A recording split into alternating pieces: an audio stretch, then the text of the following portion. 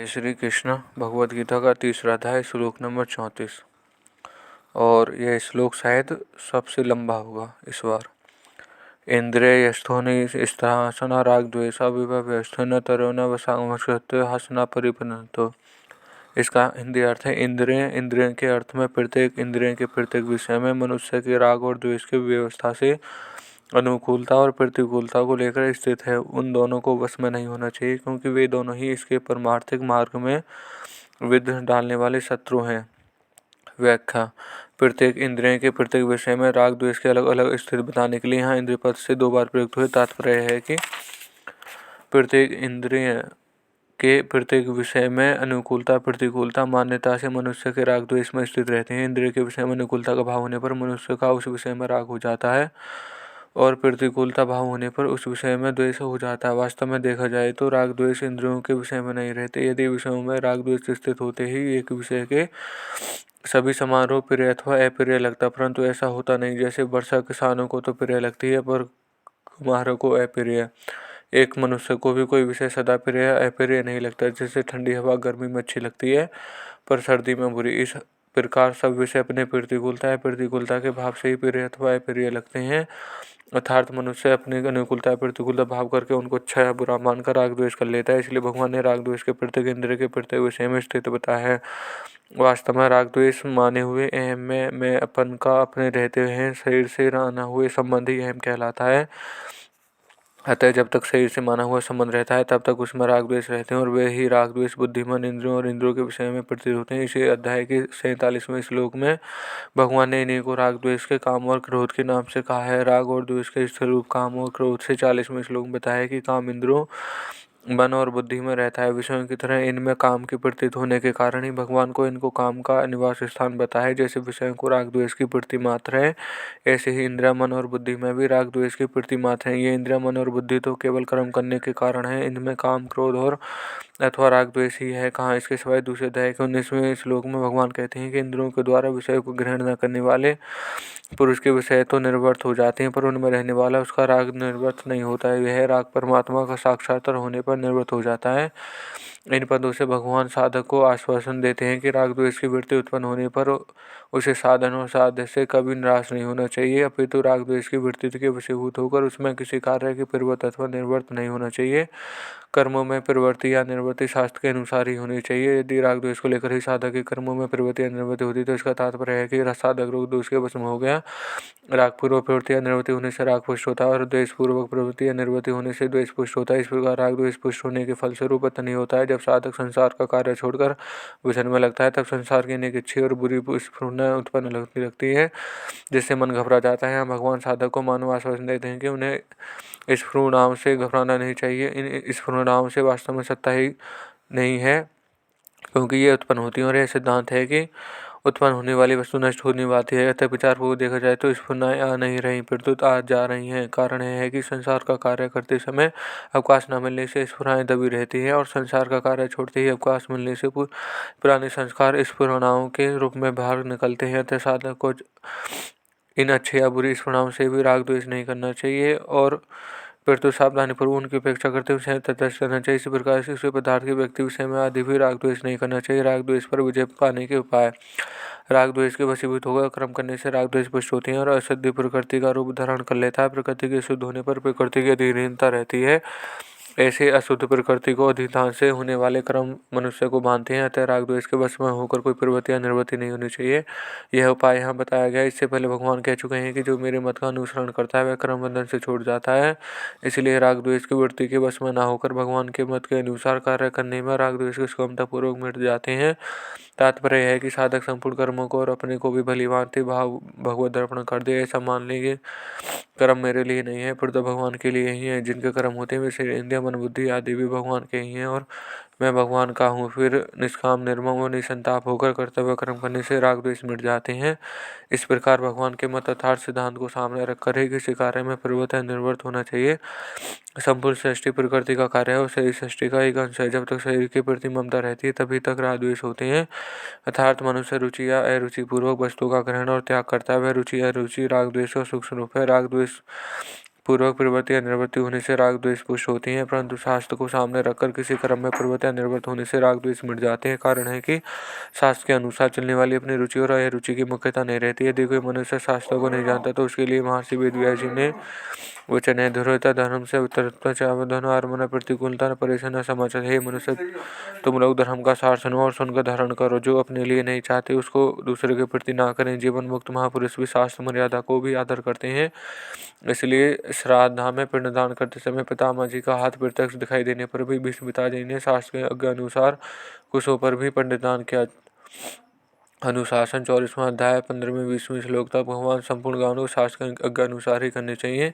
राग द्वेष के मिटाने के इच्छुक साधक के लिए तो कर्म करने में शास्त्र प्रमाण की आवश्यकता रहती है, पर राग द्वेष के सर्वथा रहित महापुरुष का अंतकरण इतना शुद्ध निर्मल होता है कि उसमें स्वतः वेदों का तात्पर्य प्रकट हो जाता है, चाहे वे पढ़ा लिखा हो या ना हो। उसके अंतकरण में जो बात आती है वह शास्त्रानुकाल ही रहती है। राग द्वेष का सर्वथा अभाव होने के कारण उस महापुरुष के द्वारा शास्त्र निषिद्ध क्रियाएं कभी ही नहीं, उसका स्वभाव स्वतः शास्त्र के अनुसार बन जाता है। यही कारण है कि ऐसे महापुरुष के आचरण और वचन दूसरे के मनुष्य के लिए आदर्श होते हैं। अतः उस महापुरुष के आचरणों और वचनों का अनुसरण करने से साधक को राग द्वेष भी मिट जाते हैं। कुछ लोग ऐसा मानते हैं कि राग द्वेष अंतकरण के धर्म है, अतः इनको मिटाया नहीं जा सकता, पर यह बात युक्ति संगत नहीं दिखती। वास्तव में राग द्वेष अंतकरण के आज्ञा अनुसार विकार है, धर्म नहीं है। अतः ये अंतकरण धर्म होते हैं। धर्म अंतकरण होता है जिस समय राग द्वेष सदा ही प्रतीति होती है, परंतु इनकी प्रतीति सदा न होकर कभी कभी होती है। साधन करने पर राग द्वेष उत्तरोत्तर होकर कम होते हैं। यह साधक को अनुभव है। कम होने वाली वस्तु मिटने वाली होती है। इससे भी सिद्ध होता है कि राग द्वेष के अंतकरण धर्म नहीं है, भगवान के राग द्वेष के मनोगत का है, अर्थात ये मन में आने वाले सदा रहने वाले नहीं है। इसके अतिरिक्त भगवान ने राग द्वेष के विकार कहा है कि और प्रिय अप्रिय की प्राप्ति चित्त के सदा रहने में साधन कहा है। यदि राग द्वेष अंतकरण में धर्म होते हैं, समिचातुरूप साधन बन ही नहीं सकता। धर्म स्थायी रहता है और विकार अस्थायी अर्थात आने जाने वाले होते हैं। राग द्वेष के अंतकरण में आने जाने वाले थे, इनको मिटाया जा सकता है। प्रकृति और पुरुष दोनों भिन्न भिन्न है, इन दोनों का विवेक स्वतः सिद्ध है। पुरुष इस विवेकता को महत्व न देकर प्रकृति जन्य शरीर से एकता कर लेता है और अपने को एक आदेश मान लेता है। जड़ चेतन का तात्म से ही अहम कहलाता है। इसी में राग द्वेष रहते हैं। तात्पर्य है कि अहंता में राग द्वेष रहते हैं और राग द्वेष अहंता पुष्ट होती है। यही राग द्वेष अहंता पुष्ट होती है। राग द्वेष बुद्धि में प्रतीत होते हैं। जैसे बुद्धि में सिद्धांत आदि को लेकर अपनी मान्यता प्रिय और दूसरों की मान्यताएं प्रिय लगती हैं, फिर ये राग द्वेष मन में प्रतीत होती हैं, जिससे मन के अनुकूल बातें प्रिय और प्रतिकूल प्रिय लगती हैं। फिर भी राग द्वेष को इंद्रियों में प्रतीत होते हैं, जिससे इंद्रियों के अनुकूल विषय प्रिय और प्रतिकूल विषय प्रिय लगते हैं। यही राग द्वेष इंद्रियों के विषय में अपनी अनुकूल और प्रतिकूल भगवान को लेकर प्रतीत होते हैं। अतः जड़ चेतन की ग्रंथि रूप अहंता के मिटने पर राग द्वेष का सर्वथा भाव हो जाता है, क्योंकि अहंता पर भी राग द्वेष के टिके हुए हैं। मैं सेवक हूँ, मैं जिज्ञासु हूँ, मैं भक्त हूँ। ये सेवक जिज्ञासु और भक्त जिसमें मैं रहते हैं उसी में मैं राग द्वेष में ही रहते हैं। राग द्वेष ना तो केवल जड़ में रहते हैं और न केवल चेतन में ही रहते हैं, वृद्ध जड़ चेतन के माने हुए संबंध में रहते हैं। जड़ चेतन के माने हुए संबंध के रहते हुए भी राग द्वेष प्रधानता के जड़ में रहते हैं। जड़ चेतन के तादात्म्य से जड़ का आकर्षण जड़ अंश में ही होता है, पर तादात्म्य से कारण में चेतन में दिखता है।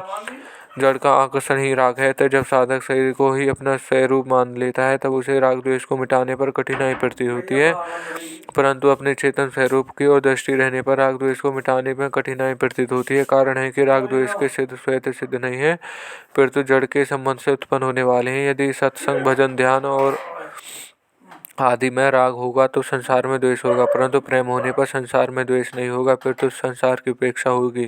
संसार के किसी भी एक विषय में राग दूसरे को होने विषय दूसरे में होता है, पर भगवान ने प्रेम होने से संसार से वैराग्य होता है। वैराग्य होने पर संसार से सुख लेने की भावना समाप्त हो जाती है और संसार की स्वतः सेवा होती है। इसमें शरीर इंद्रिय मन के और बुद्धि के अहम भी स्वतः संसार की सेवा में लग जाता है। परिणाम स्वरूप शरीर आदि साथ साथ अहम से भी संबंध विच्छेद होने पर भी रहने वाले राग द्वेष सर्वथा नष्ट हो जाते हैं। मनुष्य की क्रियाएं स्वभाव तथा सिद्धांत को लेकर होती हैं। केवल आध्यात्मिक उन्नति के लिए कर्म करना, सिद्धांत को लेकर कर्म करना है। स्वभाव दो प्रकार का होता है, राग द्वेष रहित और राग द्वेष युक्त।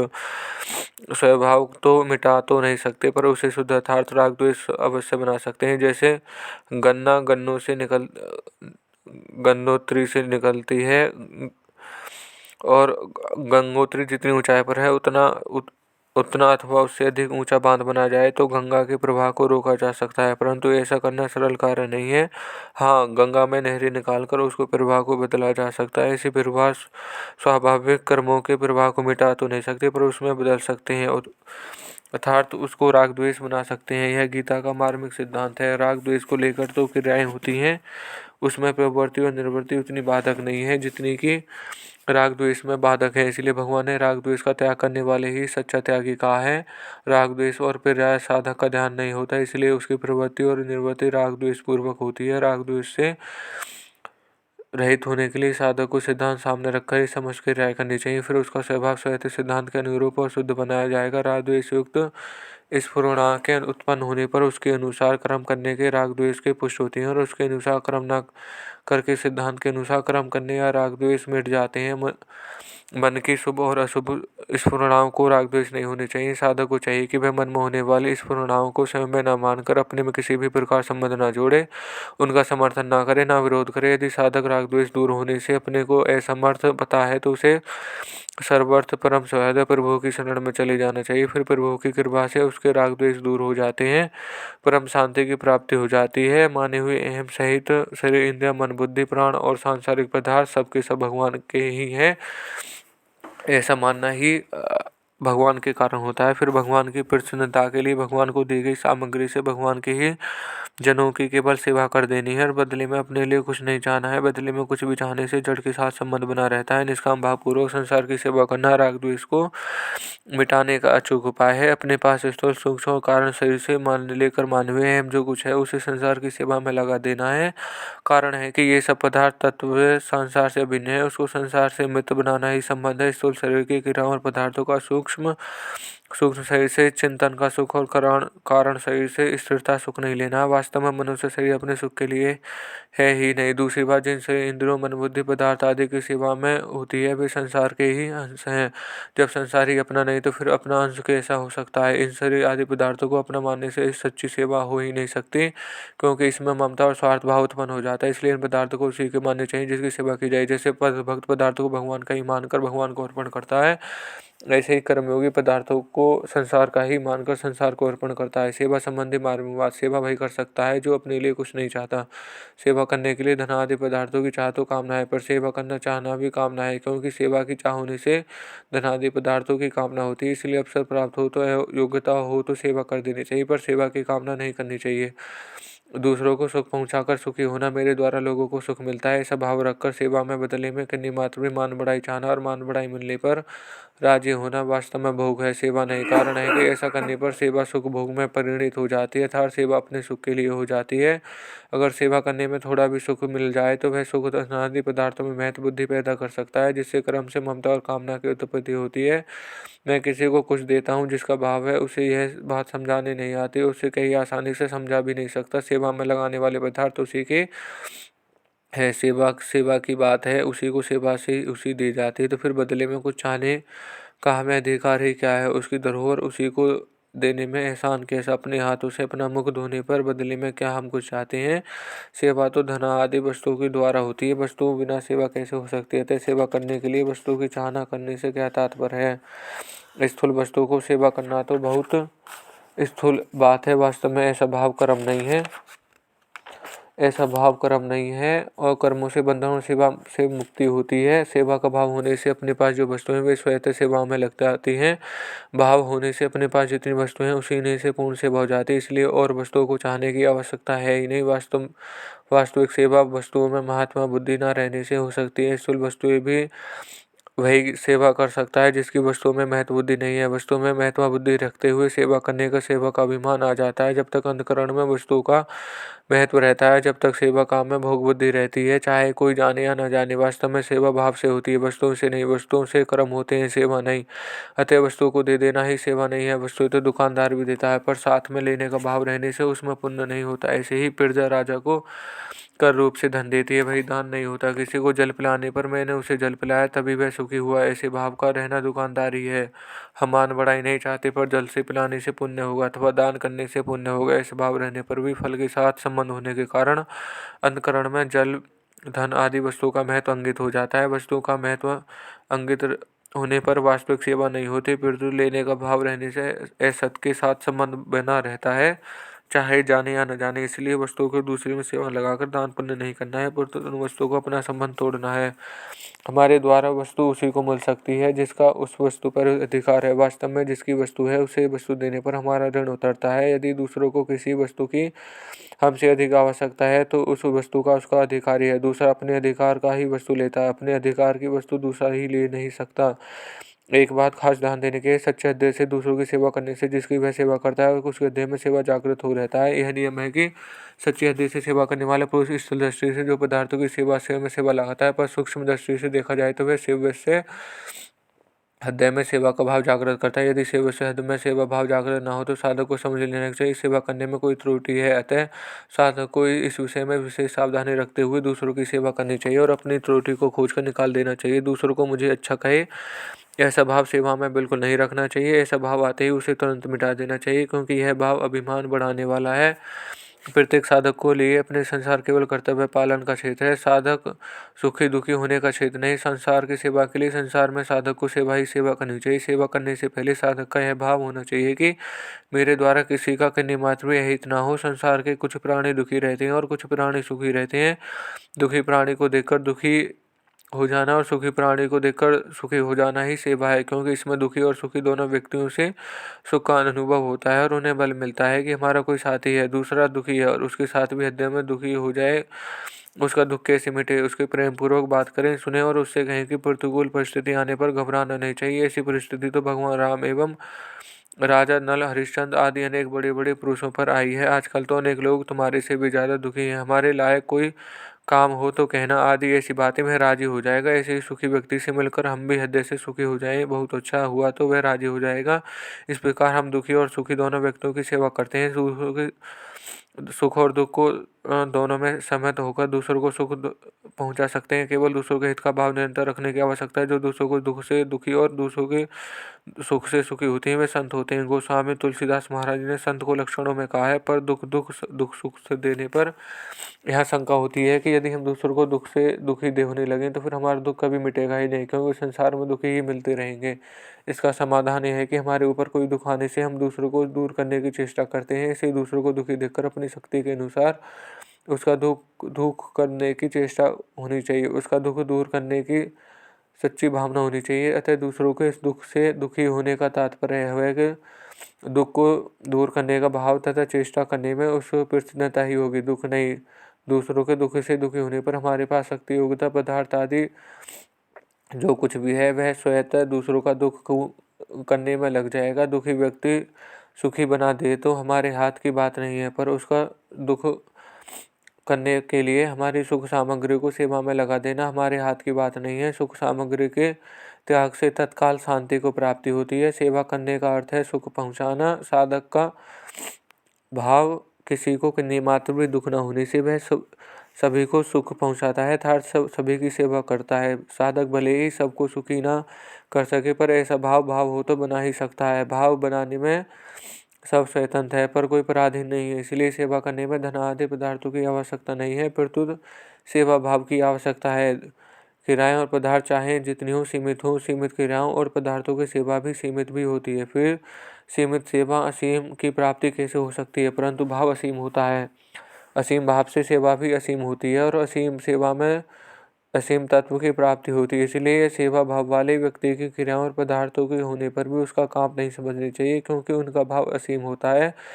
यद्यपि साधक के कर्तव्य का पालन क्षेत्र सीमित होता है, तथापि उसमें जिनमें उसका व्यवहार होता है उनमें वह सुखी देखकर सुखी एवं दुखी को लेकर दुखी होता है। पदार्थ, शरीर, इंद्रियां, मन, बुद्धि आदि को जो अपना नहीं मानता वही दूसरों को सुख में पहुंचाता है एवं दुख में दुखी हो सकता है। शरीर, इंद्रिय, मन आदि अपने और अपने लिए है ही नहीं है। वास्तविकता है देश काल, वस्तु, व्यक्ति, योग्यता, सामर्थ्य आदि कुछ भी व्यक्तिगत नहीं है। इन पदार्थों को भूले हुए माने अपनेपन का त्याग प्रत्येक मनुष्य कर सकता है, चाहे वे दरिद्र से दरिद्र अथवा धनी से धनी, पढ़ा लिखा हो अथवा अनपढ़। इस त्याग में सबके सब स्वाधीन तथा सामर्थ्य हैं।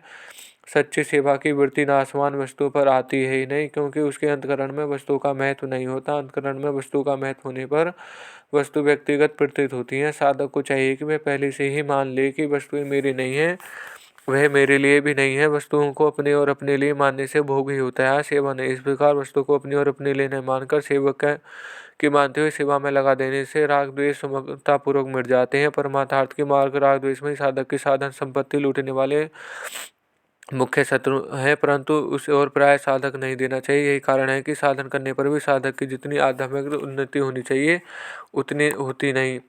अतः प्राय साधक की जितनी आध्यात्मिक उन्नति उतनी होती नहीं है। अतः शिकायत रहती है कि मन नहीं लगता, पर वास्तव में मन ना लगना उसका बाधक नहीं है, जिसके बाधक राग द्वेष है। इसलिए साधक को चाहिए कि वह मन की एकाग्रता को महत्व न दे और जहाँ राग द्वेष दिखाई दे वहां से उनको तत्काल हटा ले। राग द्वेष हटा लेने पर मन लगता है भी सुगम हो जाएगा। स्वाभाविक कर्मों का त्याग करना तो हाथ की बात नहीं है, पर उन कर्मों को राग द्वेष पूर्वक करना या न करना बिल्कुल हाथ की बात है। साधक जो कर सकता है वही करने के लिए भगवान आज्ञा देते हैं कि राग द्वेष युक्त स्फुरना उत्पन्न मिलने पर उसके अनुसार कर्म मत करो, क्योंकि वे दोनों ही परमार्थिक मार्ग के लुटेरे हैं। ऐसा करने पर साधक स्वतंत्रता वास्तव में राग द्वेष स्वतः नष्ट हो रहे हैं, पर साधक को उन राग द्वेष को अपने में अपनाकर उन्हें सत्ता दे देता है, उसको अनुसार कर्म करने लगता है। इसी प्रकार वे दूर नहीं होते। यदि साधक राग द्वेष को अपने में न मानकर उसके अनुसार कर्म करे तो वे स्वतः नष्ट हो जाएंगे। परिशिष्ट भाव सुख दुख का कारण दूसरों के मन मानने से ही राग द्वेष होते हैं। अर्थात जिसको सुख देने वाला मानते हैं उसको राग हो जाता है, जिसको दुख देने वाला मानते हैं उससे द्वेष हो जाता है। राग द्वेष के अपनी भूल से पैदा होते हैं, इसमें दूसरा कोई कारण नहीं है। राग द्वेष के होने से कारण ही संसार का भत्व स्वरूप नहीं दिखता है, प्रत्युत जड़ और नाशवान दिखता है। अगर राग द्वेष ना हो तो जड़ता ही नहीं है, प्रत्युत सब कुछ चिंत में परमात्मा ही है। अगर मन बुद्धि में राग द्वेष कोई द्वेष पैदा हो जाए तो उसको बस में नहीं होता था, तो उसके अनुसार कोई निषिद्ध क्रिया नहीं करनी चाहिए। उसको वशीभूत होकर क्रिया करने से वह दोष दृढ़ हो जाएगा, परंतु उसमें वशीभूत होकर क्रिया न करने से एक उत्साह पैदा होगा। जैसे किसी ने हमारे कड़वी बात कह दी पर हमें क्रोध नहीं आया, तो हमारे भीतर एक उत्साह प्रसन्नता होगी, आज हम कैसे बच गए। परंतु इसमें अपना बल न मानकर भगवान की कृपा माननी चाहिए कि उनकी कृपा से ही हम बच गए, नहीं तो उसके वशीभूत हो जाते। इसी तरह साधक को कभी भी दोष दिखे तो वह अपने वशीभूत न माने और अपने में ही माने। अगर राग द्वेष अपने होते तो जब तक अपनी सत्ता रहती है तब तक राग द्वेष भी रहते, परंतु यह सबका अनुभव है कि हम तो निरंतर रहते हैं पर राग द्वेष निरंतर नहीं रहते, फिर तो आते जाते हैं। सत्ता रूप समूह में राग द्वेष आ ही नहीं सकते। कारण है कि हमारा विभाग अलग है और राग द्वेष विभाग अलग है। जिसको राग द्वेष के आने वाले का ज्ञान होता है वह राग द्वेष के अलग होता है। अतः राग द्वेष हमारे भी अलग हैं, जिसमें ये प्रत्यय अगर मन बुद्धि तत्व भी अलग हैं। इंद्रिय आने से तद राग द्वेष व्यवस्था पदों का अर्थ है कि अनुकूलता प्रतिकूलता दोनों का राग ना करें, प्रत्युत उनका सदुपयोग करें। उनका अनुकूलता दूसरों की सेवा करें और प्रतिकूलता अनुकूलता की इच्छा करें। तथार्थी और फलोत्सुकता मनुष्य बंध जाता है।